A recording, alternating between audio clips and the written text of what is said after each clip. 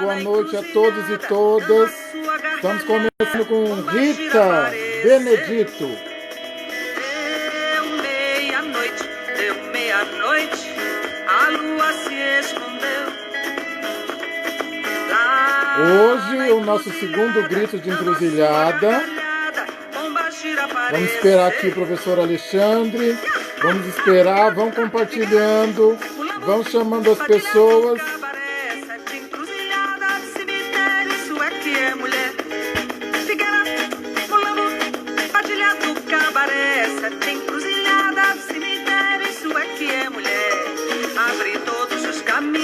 Com força e devoção, a cigana vem na frente, com seu baralho na mão. Sete saia vai parceira, rodando no barracão, seu maraco na mão.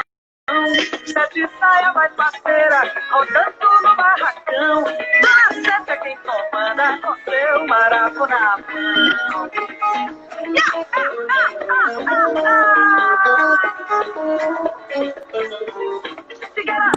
Professor Alexandre já está aqui com a gente.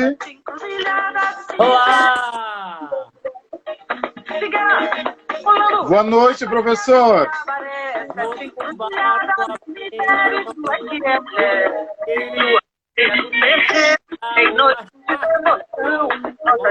Boa noite, Motumbachá, Motumbá.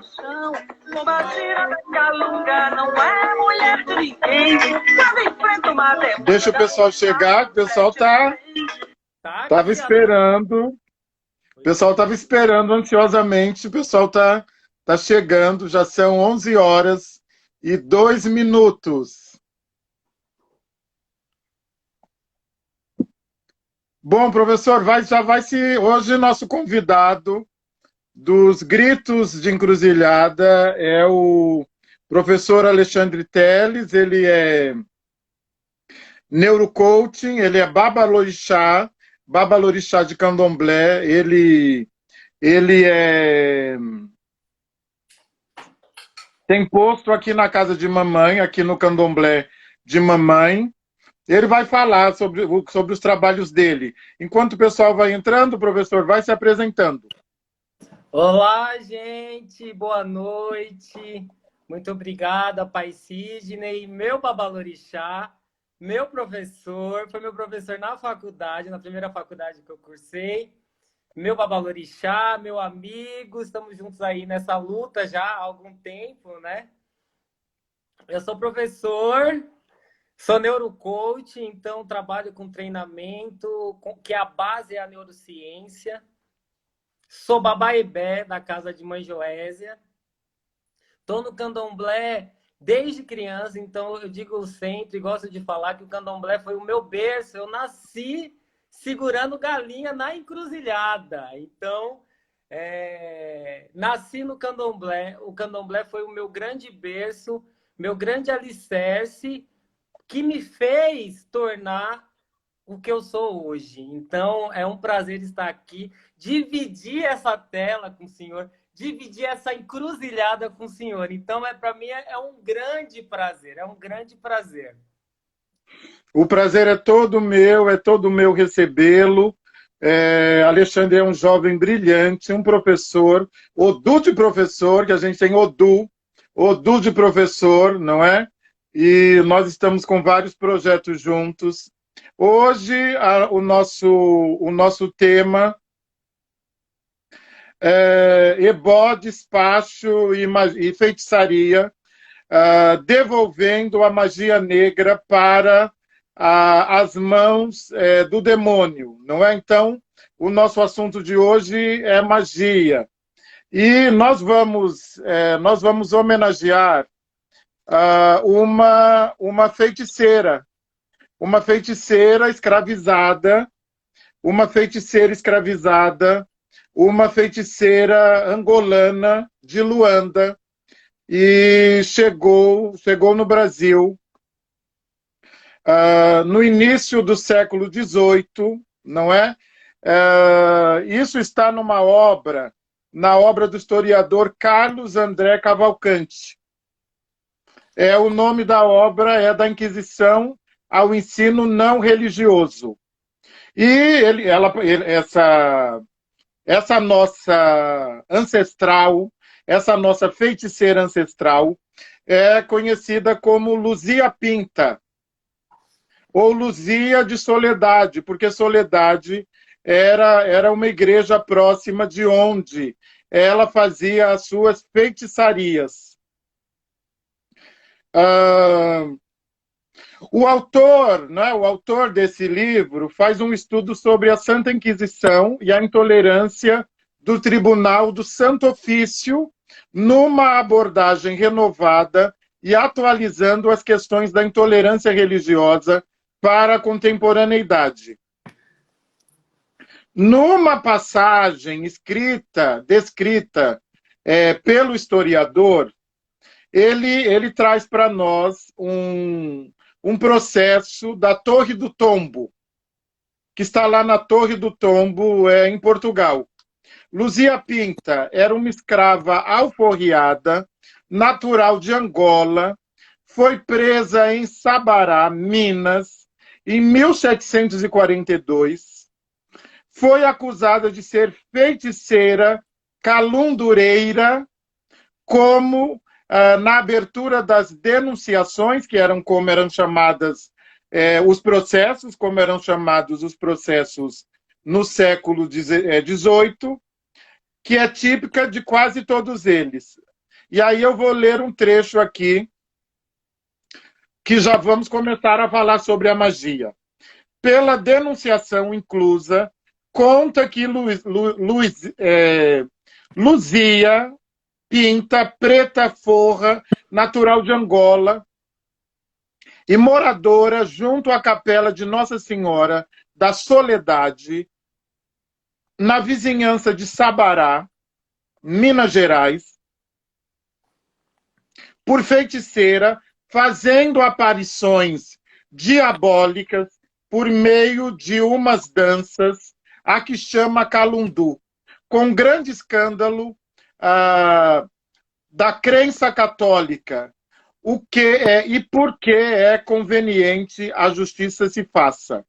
Então, nesse processo inquisitório, em 1743, o Tribunal do Santo Ofício de Lisboa submeteu Luzia Pinta a uma sessão de tortura, mas eles queriam matá-la, só que ela não morreu. A sua magia conseguiu resistir à morte, ela não morreu, e ela foi exilada, foi impedida de voltar ao Brasil, foi impedida de voltar a Sabará. Ela era acusada de ter abandonado a fé católica e a sua magia era acusada de crença diabólica. Vejam isso em 1743. Por que eu estou marcando bem essa data? Porque o que conhecemos hoje como Umbanda, como Candomblé, não começou ontem. Isso começou desde a entrada dos pretos e pretas escravizados no Brasil. Ela na descrição, né, continua que ela fazia danças, ela recebia espíritos de mortos, espíritos africanos, e ela era procurada para curar não só os pretos e pretas escravizados, mas ela também utilizava a magia para curar a comunidade em geral. Inclusive, ela salvou a vida de um filho, de um médico, de um grande médico da época. Então, hoje, a nossa intenção é falar abertamente sobre o que é a magia, de fato. É tirar a magia das mãos do demônio, não é? Nós de terreiro, umbandistas, candomblecistas, batuqueiros, juremeiros, nagozeiros, todos nós temos magia e todos nós somos praticantes de magia. Então, nós hoje homenageamos, não é? Luzia Pinta. Ela não morreu nas sessões de tortura. Ela morre muito tempo depois, e eu acredito que a resistência se deu por magia negra. Por magia negra, a resistência se deu. E aí, eu já vou passar a palavra para Babá Alexandre, porque ele tem, não é, também umas contribuições para fazer tanto no campo das encruzilhadas quanto no campo da neurociência, não é? Então, nós vamos começar pelas contribuições no campo das encruzilhadas, Babá. Muito bom, muito bom. Na encruzilhada, né? A encruzilhada é um grande portal. Oritá é a encruzilhada. Oritá Metá, a encruzilhada de 3 pontas. Lá é a extensão do terreiro, é lá que Exu mora, né? Elebara, o grande Exu poderoso, Enubarejó, o Exu que tudo devora e vomita ressignificado. A encruzilhada é o local onde a gente deixa a magia, onde a gente deixa o ebó, é onde existe a contribuição e a construção do terceiro caminho, né? Existe na neurociência, já misturando, existe um pensamento disfuncional que é o extremismo, né? Que é o binarismo.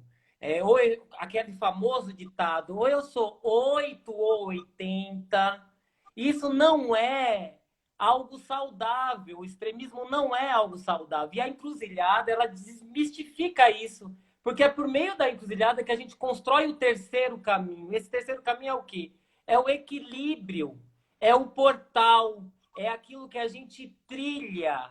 E é por aí, né, que a gente tira a magia da mão do opressor, do demônio, né? Porque a magia não pertence ao demônio. O demônio nem sabe o que é magia.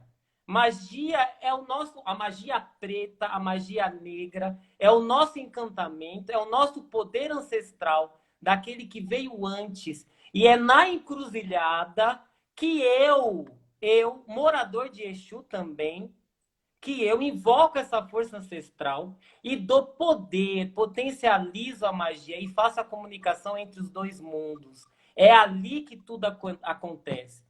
E aí, trazendo um pouco para a neurociência essa questão, quando a gente fala da construção de um terceiro caminho, e isso tem, né, que é a construção do novo, isso tem um poder muito grande na nossa mente, que é a possibilidade de acontecer, a esperança nasce desse terceiro caminho, é a possibilidade das novas sinapses. E quando a gente faz uma nova sinapse, nasce um novo neurônio, e a explosão desse novo neurônio é o que? É uma encruzilhada. Então, se nós verificarmos o desenho de um novo neurônio, é o cruzo de vários caminhos, né? É o desenvolvimento de um novo percurso. É daí que surge esse poder. Então, quando nós falamos, a gente tem que se denominar. Eu sou feiticeiro. Eu faço ebó, eu faço magia. O ato de eu pegar uma folha na rua, borrifar o marafo, ungir e chamar por Exu, isso é magia. É sacralizar aquele elemento, transformá-lo em divino e invocar a sabedoria ancestral para que ela me ajude. Esse é o poder. E isso tem total relação com neurociência. Isso tem um efeito fundamental no nosso corpo. E por que é tão refutado isso, né, professor? Por que é tão refutado?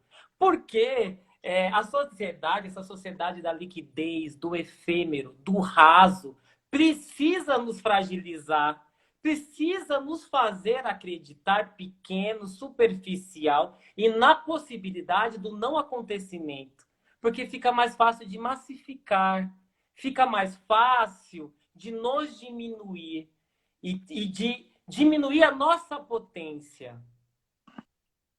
Inclusive, fica mais fácil de impedir a prática da magia, não é? Quer dizer, quando você coloca, não é, sobretudo numa sociedade em que todos e todas nascem cristãos, heteronormativos, atendendo a um sistema binário, atendendo a uma mão única,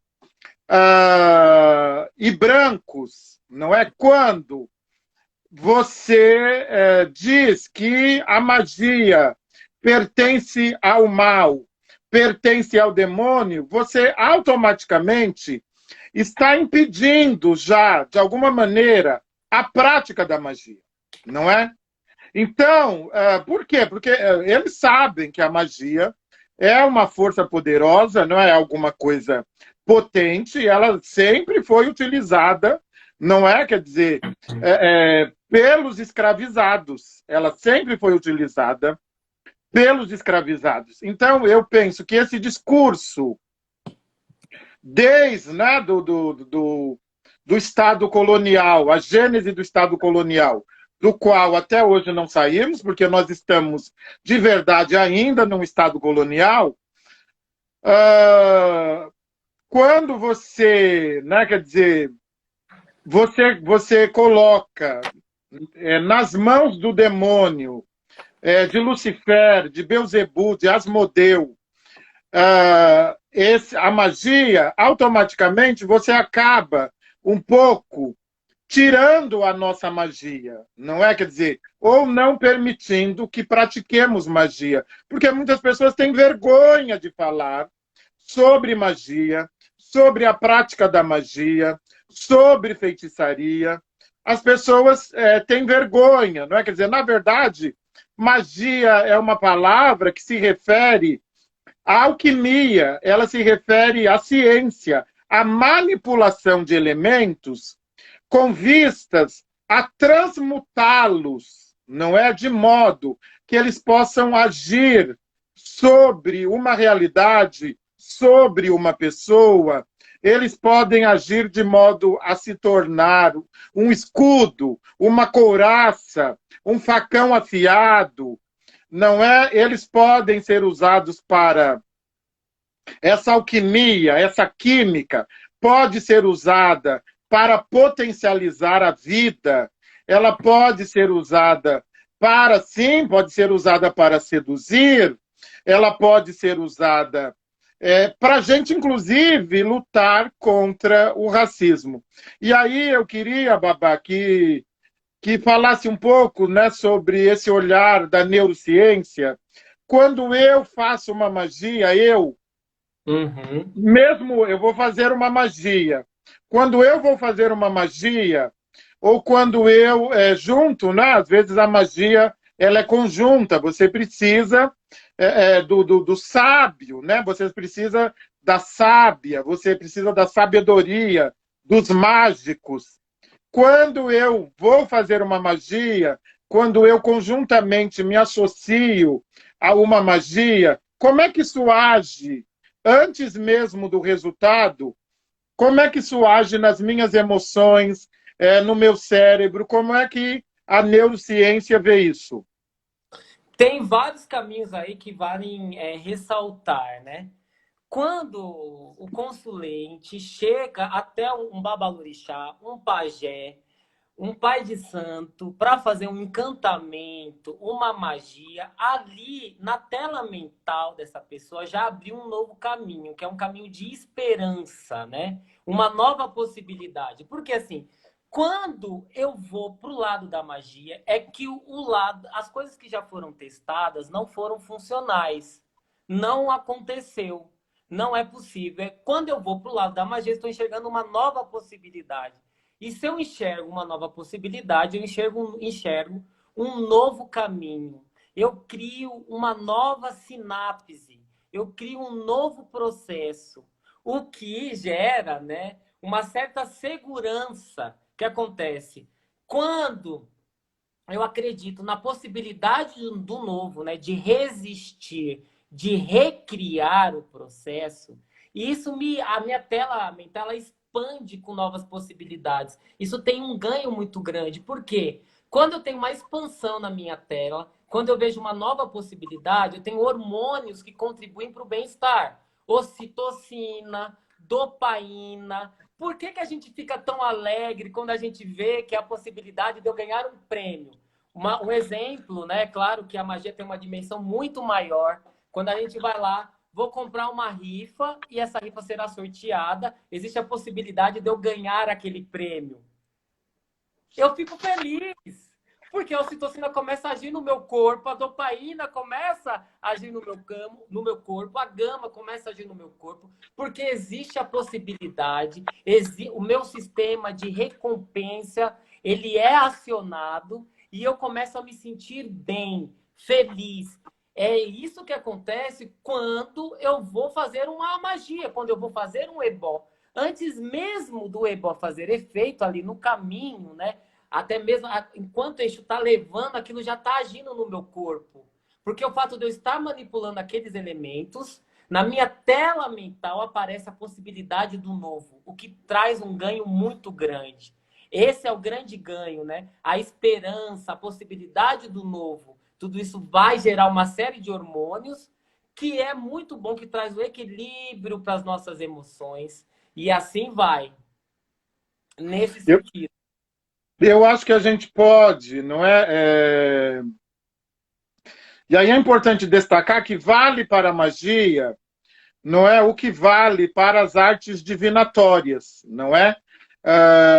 Existe um aforismo de Ocaram Medi que diz o seguinte: quando você vier me consultar, e aí é no caso de consultar o Merin de Logum, os 16 búzios, venha de olhos fechados, não é?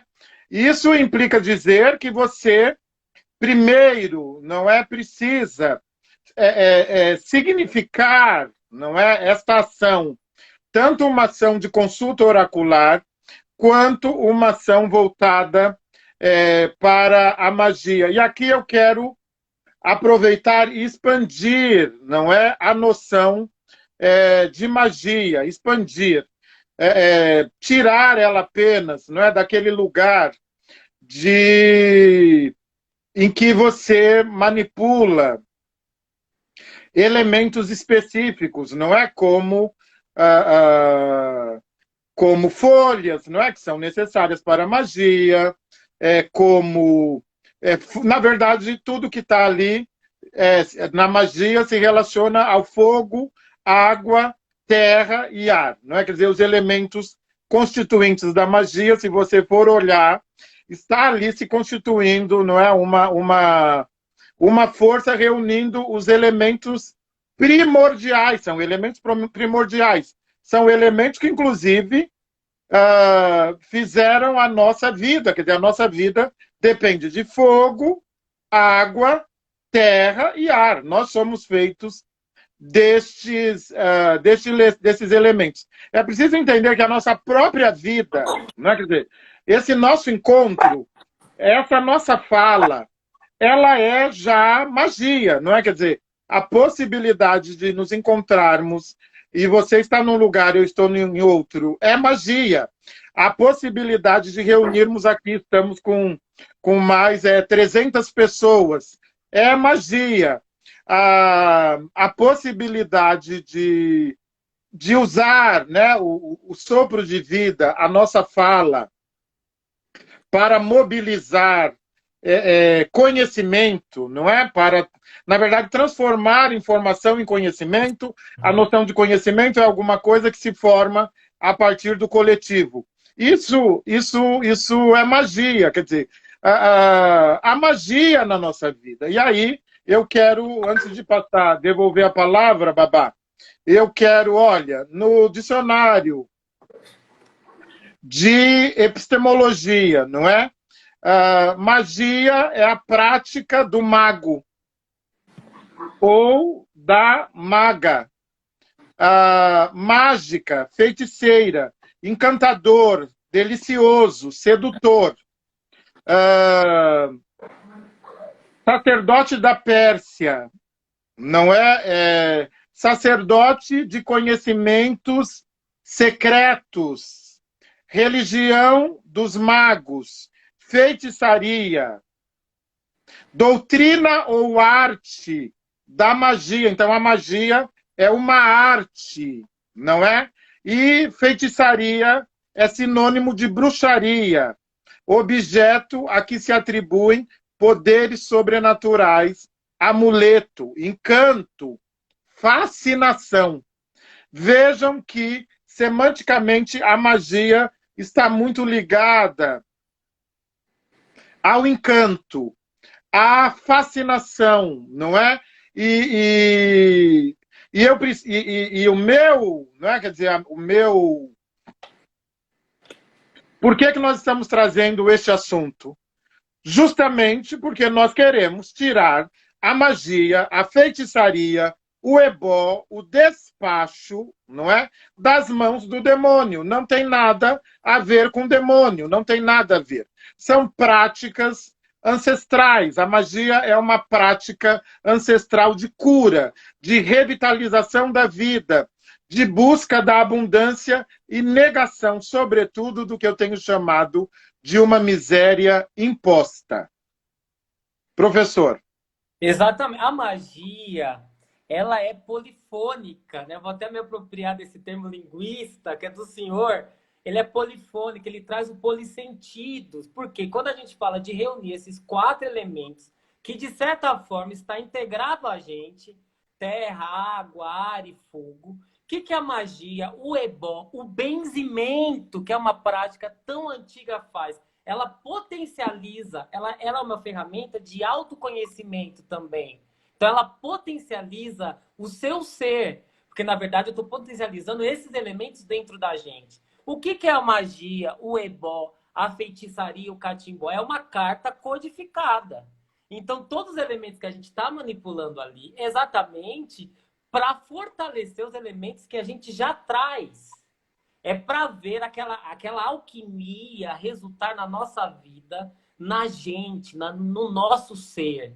Né? Porque a gente sabe que o grande transformador das coisas, né? O que faz a coisa acontecer, somos nós. Mas como isso? A magia tem esse poder. Quem traz essa alquimia, essa carta codificada, quando o babalorixá, o pajé, a benzedeira está manipulando esses elementos, ela está revitalizando a sua natureza. Né? Pegando aí, trazendo uma teoria da Iorubalândia, né? Do Iorubá, onde a gente é moldado por terra, água e fogo, elementos em amálgama no coração de Olorum, ou seja, a gente é partícula do divino. Quando a gente se distancia dessa realidade, e a neurociência explica isso, porque no cérebro, Thaís está aí, uma neurocientista, no cérebro existe o ponto de Deus, o ponto de Olorum. Quando a gente se distancia do divino, esses elementos ficam enfraquecidos. E por que a magia é tão potente? Exatamente por isso. Porque ela é capaz de revitalizar esses elementos, de trazer força, potência. Por isso que a ação da magia, por exemplo, a ação desse ebó, e aí eu quero dizer, magia é tecnologia também, porque o fato de estarmos aqui nessa encruzilhada, eu, professor Sidney, e todos vocês, isso é magia. A magia é a grande tecnologia capaz de alargar o tempo, capaz de dinamizar o processo, capaz de trazer o poder de realização. Por quê? Não é que os elementos estão externos, os elementos estão dentro da gente. Por isso que os cientistas já se dobraram e disseram: no cérebro existe o ponto de Deus. Existe esse ponto divino. Quando eu me conecto fazendo um ebó, fazendo uma magia, fazendo uma feitiçaria, fazendo um benzimento, esse campo cerebral ele é ativado. Que ele é localizado na frente e aqui do lado. Ele é acionado. Pode ver. O senhor Babalorixá Sidney, ele pode observar. Quando o senhor está passando um ebó numa pessoa, para onde ela olha? Para o alto. Ela olha para o alto. Ela olha para o alto. Quando a gente vai fazer uma prece, namastê, ou sei lá o que, ou a benção, a gente faz isso e olha para o alto. Porque é assim que a gente aciona o ponto de Deus. Isso está na ciência. Isso está na ciência. E por que é tão refutado? Porque não é um conhecimento ocidental. Por isso, por que eles colocam na mão do diabo? Exatamente por isso. Para enfraquecer essa realidade. E se eu desativo esse ponto de Deus, eu me torno mais fraco. Meu corpo se fragiliza mais rápido, mais fácil e coisa do tipo. Por isso que a gente está fazendo essa live, gente. Você, todo mundo já diz, a partícula do divino está aí dentro. E digo mais, o ponto de Deus está no seu cérebro, cientificamente falando. E a magia, ela é capaz de potencializar esse ponto e fazer crescer novas sinapses, novas possibilidades, novos caminhos. E isso que faz total diferença. Isso traz autoconhecimento, gera autoconfiança e tudo mais.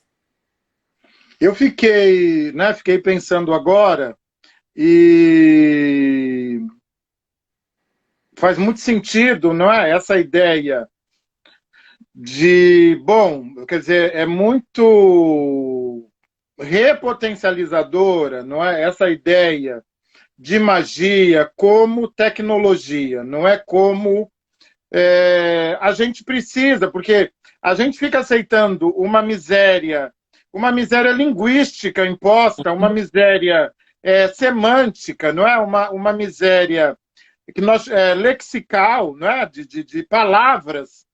Então nós ficamos, eu tenho dito muito isso, nós precisamos parar de aceitar uma miséria imposta.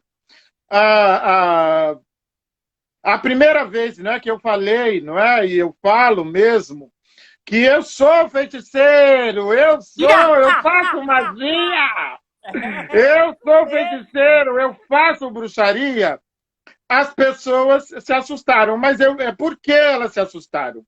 Porque elas estão comprando uma força semântica do Estado colonial, do colonialismo. Elas estão comprando o que matou, não é? Exatamente o que matou Luzia Pinta, essa escrava angolana, não é? Do início do século XVIII, que veio escravizada. Então, quando as pessoas se assustam com a noção de magia, elas estão imediatamente tirando a noção de alguma coisa potente e de um recurso que nós utilizamos. Ora, quando nós damos um bori, é magia. Quando nós quinamos uma folha e ali transmutamos a folha num omieró,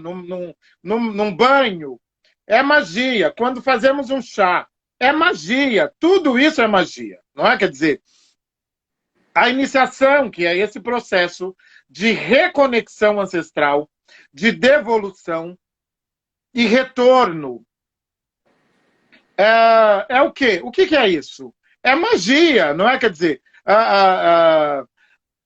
nós, não é? Quer dizer, sobretudo nós, pretos e pretas, nós resistimos por meio de magia, por meio de proteção ancestral, por meio de crença, não é?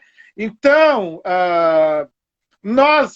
o que é fazer comida, não é? Transmutar os alimentos, não é? Quer dizer, quando nós estamos montando um ebó, que eu tenho dito muito isso, naquele momento de torrar o milho de galinha, o feijão fradinho, o feijão preto, naquele momento que eu estou torrando aqueles grãos, eu estou já fazendo magia, eu estou matando a mão colonial que produziu aquele feijão, não é? E eu estou transformando aquele feijão na possibilidade de, ao ser passado nos nossos corpos, ele possa, não é, de alguma maneira, absorver tanta dor, tanto sofrimento, tanta miséria imposta, e ao ser entregue ao rio, à natureza, à terra, que aquilo não crie, não é? Quer dizer, não produza, não germine, não é? Que aquilo fique impossibilitado a partir da retirada. Isso é o quê? Ora, isso é magia, não é? Isso é feitiçaria, isso não é outra coisa, não é? E eu estou muito entusiasmado com os efeitos positivos da crença na magia. Os efeitos emocionais, professor. Os efeitos positivos na nossa cabeça. O professor acha que isso também contribui para a nossa segurança, para a nossa autocrença? Com toda certeza. Porque o fato da magia existir, da possibilidade de realização, da possibilidade de transmutação, da possibilidade de transcender o obstáculo, é um pensamento positivo. Né? E o pessoal fala, pensar positivo ou acreditar em algo é grande bobagem. Não é, gente.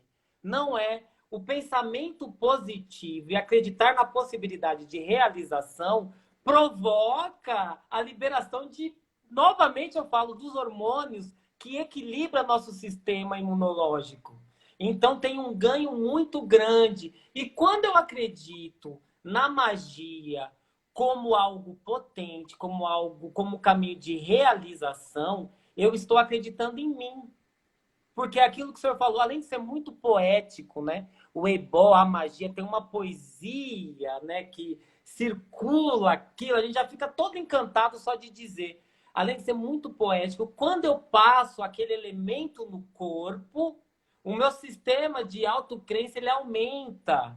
Porque, na verdade, eu estou retirando aquilo do meu corpo, transmutando para aquele elemento, para o ovo, para o grão, independente do que seja passado, para a água, e eliminando aquilo. Isso me traz o quê? Um equilíbrio emocional, me traz saúde mental. Bori, dar de comer a cabeça. Bori, isso traz saúde mental. Por isso que a gente fala, né? O primeiro passo, né? A pessoa vai até o oráculo, tal. O primeiro passo para a pessoa fazer um ebó, o primeiro ebó que tem a se fazer é o quê? Comportamental. Não adianta eu passar um grão no corpo da pessoa se ela não tiver com seu sistema de recompensa ativado, se ela não acreditar na possibilidade de realização. Por que não? Porque eu não vou acionar os pontos corretos do meu cérebro. E muito pelo contrário, eu vou travar aquilo. É aquela tal pergunta, Pai Sidney, eu vou até o senhor. Por isso que magia tem a ver com confiança também. Se eu não confio no feiticeiro que vai fazer o ebó, a magia não resolve fazer. Se eu chegar assim, Pai Sidney, eu quero fazer um ebó, o senhor pode jogar para mim? Tudo bem, o senhor vai jogar, tal, não sei o que lá. Olha, meu filho, o senhor tem que fazer esse ebó, fazer essa magia assim. Ah, mas eu não acho que tem que ser assim. Já não faça. Já não faça porque ali já teve uma trava mental. Se aí já teve uma trava mental, a sinapse nova não vai acontecer, os novos neurônios não irão aparecer. E se não vai aparecer, aí eu vou mais longe, porque eu cruzo tudo com a espiritualidade, com Exu. Exu não vai se manifestar, porque o campo da manifestação de Exu é o surgimento do neurônio. É a encruzilhada que nasce no nosso cérebro, que nasce no nosso ori. Se eu não possibilito a explosão desse novo neurônio, não adianta fazer magia nem ebó. Porque não existe o processo de autoconfiança. Eu travei o processo. Por isso que a relação sacerdotal ela precisa ter esse elo de confiança. Eu tenho que acreditar na fala, no ofó, né? No poder da palavra de quem está me dizendo qual é a receita, qual é a magia, qual é o ebó. Justamente para que eu acione internamente o Exu que me habita. Porque se eu tenho Yangui, a laterita, né, dentro de mim, eu preciso acioná-lo. Ele se aciona como? Tudo começa no cérebro, que é a morada de Ori Inu, lá dentro. Quando explode um novo neurônio, quando a encruzilhada nasce dentro de você. Se nasceu dentro de você, Exu está ativo. Então, faça a magia. Faça o ebó acontecer. Aí você vai ter, aí tem o poder de realização. É aí que nasce. E tem tudo a ver com a neurociência, né? Então, observe, está tudo muito relacionado. Como o conhecimento ancestral, ele é potente. Veja bem, como ele é potente. E tudo está relacionado com ciência. E é importante reforçar isso. E essa relação, ela se dá porque é nosso, não é? Quer dizer, isso todos nós sabemos, o berço do mundo é o continente africano. Esses conhecimentos, eles são pretos, não é? São pretos ressignificados, são pretos, são conhecimentos ancestrais pretos sistematizados, não é? E eu estou pensando numa outra noção importante, não é? Que as pessoas podem se perguntar. Isso já aconteceu conosco, inclusive numa live, não é? Que um moço mandou uma questão perguntando que ele tinha feito, né, o ZBoss, ele fez tudo, e ele mandou uma questão, lembra, professor? E Sim. não houve resultado. Eu estou pensando o seguinte, ora, não é? Quer dizer, eu preciso dizer a vocês que há 3 elementos nucleares na magia. 3 elementos nucleares. Um dos elementos é o alinhamento, não é? Do que nós chamamos de Ori-Okan. Então, o coração e a cabeça precisam estar alinhados. Elemento 1. O segundo, e aí, alinhados, inclusive, porque não me parece possível praticar magia sem um alinhamento coletivo. Então, é preciso que haja uma relação, pelo menos, de 2 pessoas, de 3 pessoas, e essa relação é coletiva, porque no momento da magia você vai mobilizar a multiplicidade de Exu, você vai mobilizar as feiticeiras ancestrais, você vai mobilizar a magia ancestral. Então, a magia por si só já é coletiva, por si só ela é coletiva. Então, eu quero destacar que são 3 elementos fundamentais para a magia. O primeiro elemento é o alinhamento da cabeça e do coração. O segundo elemento, não é? É a palavra. A palavra é fundamental. E aí a palavra é a palavra da feiticeira, do feiticeiro, não é? Porque esta palavra, ela não é uma palavra qualquer.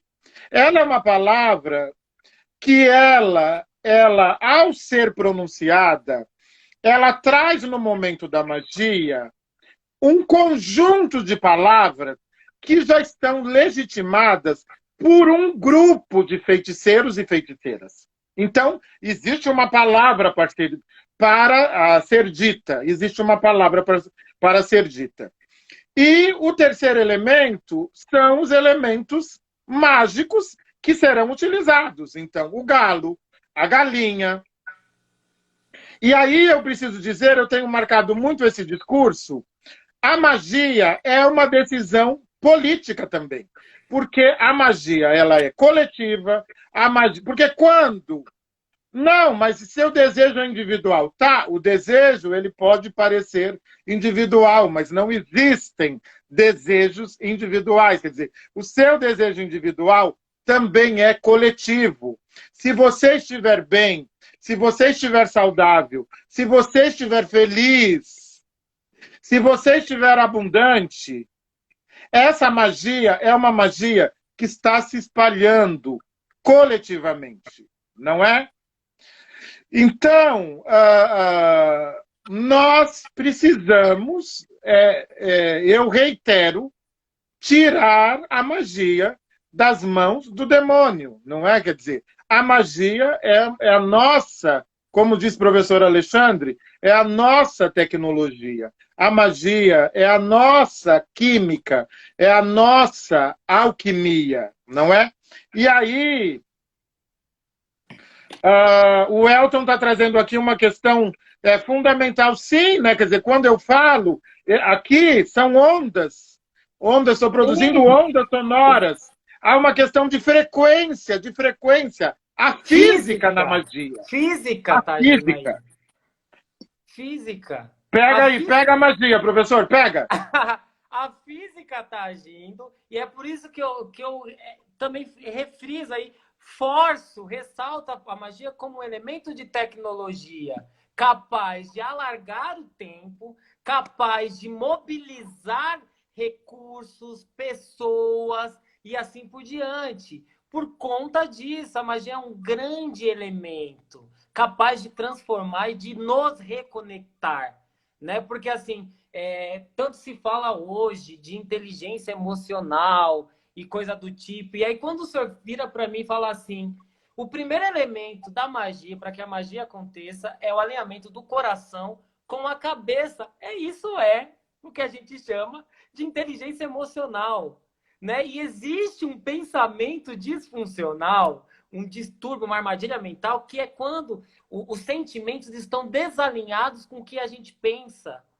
Então, quando a pessoa chega até o jogo de búzios para consultar o oráculo e para consultar qual que vai ser o caminho que ele precisa trilhar, o primeiro ebó já é feito. Quando o sacerdote diz qual que é o caminho, qual que é o ebó, qual que é a magia, qual que é o encantamento que será praticado. Ali eu já começo a alinhar o coração com a cabeça, porque eu começo a fazer a pessoa entender o que acontece, não é isso? Então ali eu já começo a ampliar a possibilidade, começo a expandir a possibilidade de realização, começo a trazer de novo a saúde mental da pessoa. Então perceba que é tudo conectado, e é como o senhor diz, né? A gente é como se fosse aí, nós somos um corpo coletivo. Um corpo coletivo. Por isso que se fala tanto em sistema, visão sistêmica. Nós estamos relacionados de uma maneira ou de outra. Se o senhor está bem, eu vou estar bem. A sua família vai estar bem, porque eles estão todos relacionados. Ou seja, a prática da magia como remédio, como fonte, não beneficia só você. Beneficia um conjunto de pessoas. Então, é importante a gente ressaltar isso e tirar a magia, de fato, da mão do opressor, que é esse demônio que a gente está chamando aí, né? Porque a gente sabe, a gente vive hoje num governo que é totalmente opressor. Para eles, não é interessante a gente atender essa lógica Yorubalândia, essa lógica da magia como tecnologia, a lógica da possibilidade. Para eles nunca será interessante isso. Então, assim, gente, se repotencialize. Acredite na magia. Acredite na água que você toma. Acredite na água que você joga na sua porta. Acredita na água que você vai, reza, fala alguma coisa e toma como elemento de cura. Acredite nisso, porque é um elemento extremamente potencializador. Exatamente, exatamente. Quer dizer, por que que nós fomos, não é, colocados no lugar do outro? E ao sermos colocados no lugar do outro, eu reitero, precisamos parar de aceitar uma miséria imposta, não é? Me incomoda muito, isso é um incômodo. O incômodo do professor, o incômodo do babalorixá, o incômodo do ativista. Não dá para fazer magia na neutralidade, não é? Quer dizer, a neutralidade não é um lugar de magia, porque a magia implica transmutação, implica mudança, implica em mímese, não é? Quer dizer, em mimetismo, em misturas, não é? E para fazer isso, nós precisamos assumir uma posição. Quando nós decidimos ofertar um galo, sim, esse galo tem uma vida. Lari, lará. Todo mundo sabe que o galo tem uma vida. Ora essa. Então, decidir... que a gente utiliza o galo. Exato, porque a vida é a magia mais potente do universo. O sangue possui magia. Por isso que nós utilizamos, não é?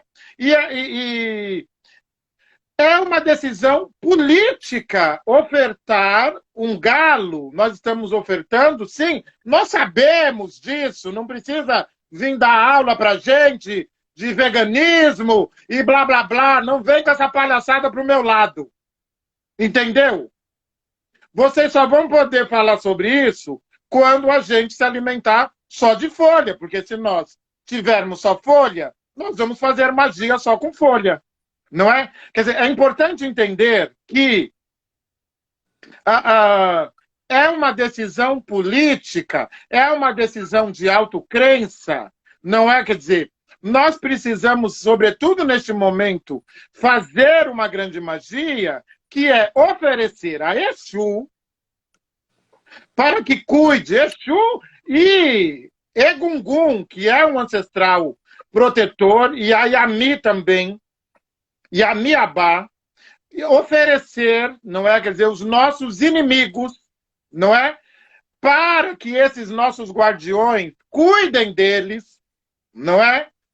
E que eles recebam o que merecem, porque nós estamos hoje num buraco sem fundo, também por falta de magia. Porque a gente não pegou o conflito e levou até o centro da encruzilhada, não é? Porque a gente acreditou que um conflito poderia se resolver sem magia, sem a nossa magia. E isso não é possível, não é? Quer dizer, isso não é possível. Ou nós assumirmos a verdade sobre nós, não é? E Ediobê diz, a verdade não tem pressa. E ela chegou. Ela chegou. A verdade não tem pressa. E ela chegou. Ou nós assumirmos o nosso lugar de mágicos, de feiticeiros e feiticeiras, e mágicas, e bruxas, não é? Porque eu queria... Já voou, nós temos 8 minutos. Não, mas não pode! Daqui a pouco já está na hora de levar o Ebó para a encruzilhada. Mas eu quero voltar para ti, professor, sobre a importância da certeza, a importância do convencimento no ato de magia, no fazer a magia. É aquela coisa, né? A coisa só vai acontecer se existir a autocrença. O principal elemento manipulado na magia é você, é o seu corpo. É isso o principal elemento. Os elementos que estão ali, que a gente está manipulando, a palavra que é botada é para te repotencializar. E a magia te traz autoconhecimento, te leva à autoconfiança, mas você precisa acreditar naquilo que está sendo feito, aquilo que está sendo manipulado. Você precisa projetar na sua tela mental a possibilidade de realização. A possibilidade não, que eu não gosto desse termo. Quando se fala de magia, é acreditar na realização. Aquilo irá acontecer.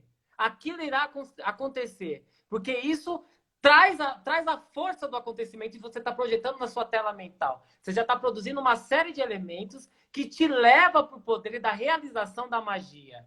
Então é importante acreditar nisso. Começa por aí, né? A magia só tem... Professor, então, Agô, independente do resultado, a magia já está acontecendo, é isso? A magia ela já começa a acontecer no momento que o Babalorixá diz a palavra. Na hora que você acredita naquela fala e aquilo já vai acionar o ponto de fé no seu cérebro, o ponto de Deus, e um monte de coisa já vai acontecer no seu corpo. Então, assim, a magia ela já acontece no momento que é prescrita.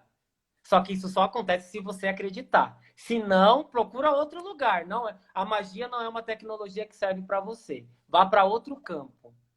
Então, assim, no momento que é proferida a magia, cientificamente, aquilo já tem um disparo de um monte de gatilhos positivamente e começa a ser liberado uma série de hormônios e você começa a ter uma série de ganhos, falando fisicamente. Então, ali já começa a ação da magia. Você acionou Exu, a sinapse apareceu.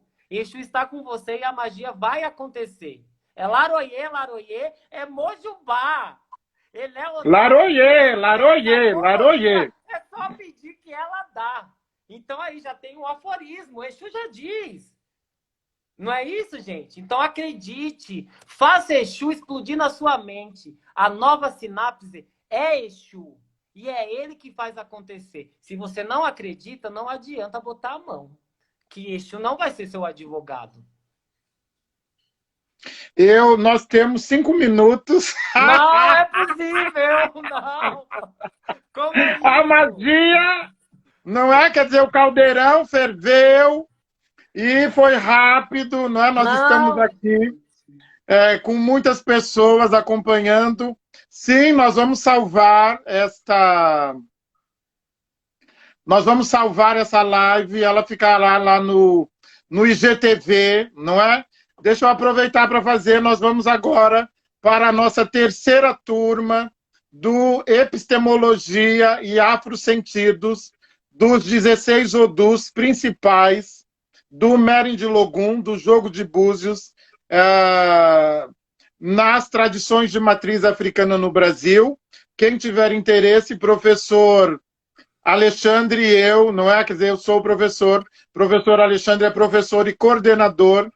Por favor, podem falar com o professor Alexandre. Nós logo teremos, fiquem atentos, uma jornada, um encontro, um caldeirão, uma encruzilhada sobre Exu. Fiquem atentos. Nós temos 3 minutos, eu não gosto de terminar sem a despedida. Professor, por favor, o senhor pode dar suas palavras finais e sua despedida. Temos 3 minutos. Tá bem, gente. Eu queria agradecer ao pai Sidney, professor Sidney, pela oportunidade e queria deixar aqui um recado para vocês. Acredite na sinapse, acredite na encruzilhada que nasce no seu cérebro. A encruzilhada é a boca que tudo come e é a boca que tudo dá. Então, acredite, somente essa sinapse faz a magia acontecer. E eu entrego o carrego desse ebó, que esse carrego tá bom, tá um carrego bom, a Olodjá, o senhor do mercado, aquele que possibilita todas as trocas e o surgimento de uma sinapse, de um novo neurônio, dessa encruzilhada, eu entrego, ele nasce aí, a Olodjá. Minha gratidão, muito obrigado. Obrigado pela participação de todas, todos. E Todex, que fala, pai? Todex, que é um X, é uma encruzilhada. Todex. Gratidão, gratidão, gratidão. Passou muito rápido. Voou! Olha, foi num estalar de dedos. Professor Alexandre, Babai Alexandre, Babai Ebé, muito obrigado pela troca, pela partilha. Eu consegui, com muito sacrifício, achar, com muito sacrifício no sentido de busca, uma palavra que eu quero deixar a vocês, a todos e todas, e Todex, desfaçam uma miséria epistemológica imposta, neguem uma miséria epistemológica imposta. E a nossa homenageada de hoje, Luzia Pinta, ela falou o seguinte, ela disse: vocês não podem me matar, porque eu sou uma imortal. Então, ninguém pode matar o praticante de magia, porque ele está imortalizado pela sua própria magia. Entendamos que magia é uma força preta, ancestral, poderosa, um legado dos escravizados e das escravizadas no Brasil. E nós precisamos voltar para o centro da encruzilhada e praticar esta magia.